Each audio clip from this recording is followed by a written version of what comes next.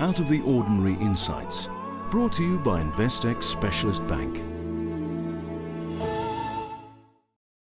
Joining me in the Captains of Industry hot seat is Dr. Thomas Marshall, the CEO of Vela VKE, and he's also Chief Operating Officer of the SMEC Group in the Africa Division. Thanks so much for joining us. Let's start with your career as an engineer. I see you've been with Vela for a very long time, since 1982, obviously having come up through the ranks. Perhaps just give us a little history. In South Africa, 1982 seems like a century ago. I started in a home with a civil engineer father, so I think that immediately attracted me. Started in construction, and when I joined the Vela VKE group in 1982, it was like my home, and I just been working all over in different locations, different parts of the company, different roles, and it was always something new and something exciting in the group. How do you fast track a corporate career when you start in the entry ranks and move all the way through to CEO? Is there a particular game that you need to play? You've really got to love what you're doing, I think. I think anybody else sort of political maneuvering through a company can be done, but I really think in our industry that's not the way to go. You've really got to love what you're doing, and by just sheer energy and enjoyment and passion for what you do, you will rise through the ranks. For our audience there who don't really know much about Vela VKE, perhaps you can give us a little history in terms of the group itself, obviously in the civil engineering and construction space. Yeah, a consulting engineering firm, mostly doing design and construction management. We started, the company started in 1947, so it's been around for a long time. Luckily, I haven't been around since the start, but we developed as a South African employee-owned company, and recently, in the last year, joined up with a global group, and we can talk about that a bit Well, let's chat about that. The announcement was made that you are obviously merging with SMEC, a global civil engineering company, and that announcement coming to the press in June of 2012. How did it come about, and where are we going now with the merged entity? It took us a long time to find a suitable partner. We had quite a lot of requirements of our own from the South African side. We wanted to maintain our identity as a truly South African company. Because SMEC is Australian. Australian-based, global company, very strong in emerging world, emerging economies, sort of Asia-Pacific, South Asia, Middle East, and then Africa. And I think it suited us for a couple of reasons. Culturally, there was a very good cultural fit.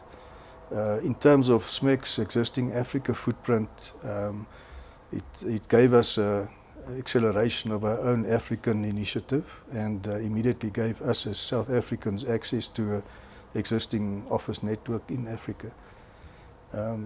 Great challenges also to be involved in a bigger group with lots of new technologies and a big excitement. balance sheet. What are you going to be able to achieve with a big balance sheet? I think that's one of the beauties of being able to operate with that behind us, where in the past, as an employee-owned company, we didn't have access to that type of capital, and we often had to make different plans. I want to drill more into your leadership style. Mistakes that you've made along the way. Are there any defining moments that really have shaped you as a leader?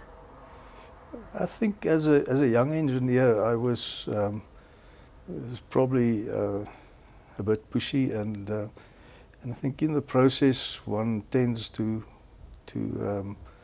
overextend yourself, if I can call it that, and you learn that things sometimes take time, and you've got to make peace with that. And in the process, I suppose you get a little bit of wisdom.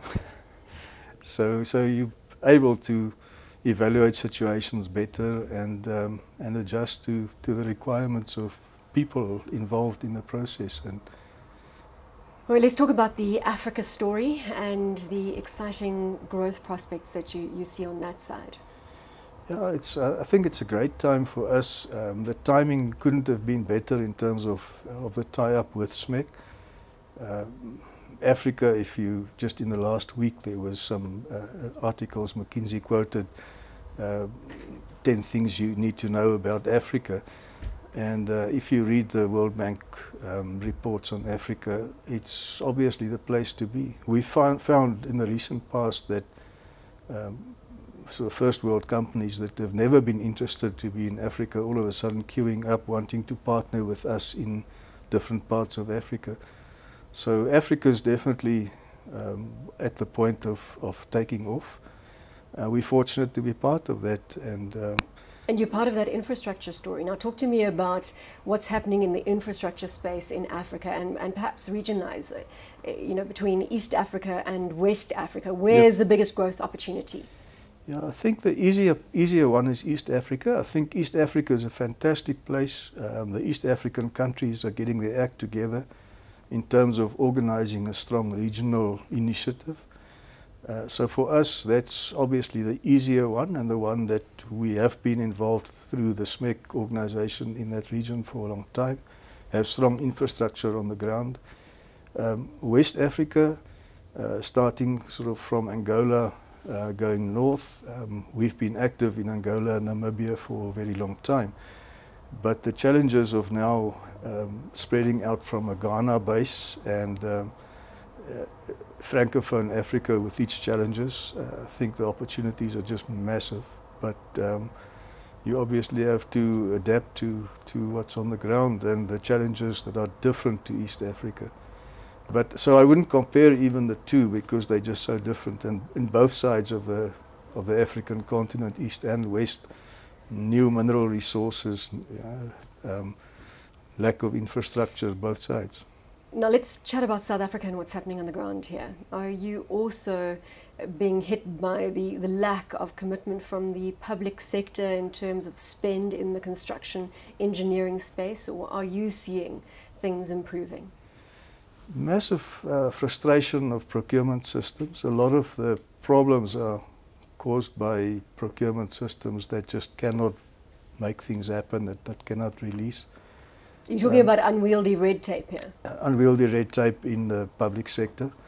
I'm not blaming the public sector because at the same time it has to deal with a difficult sort of developing environment.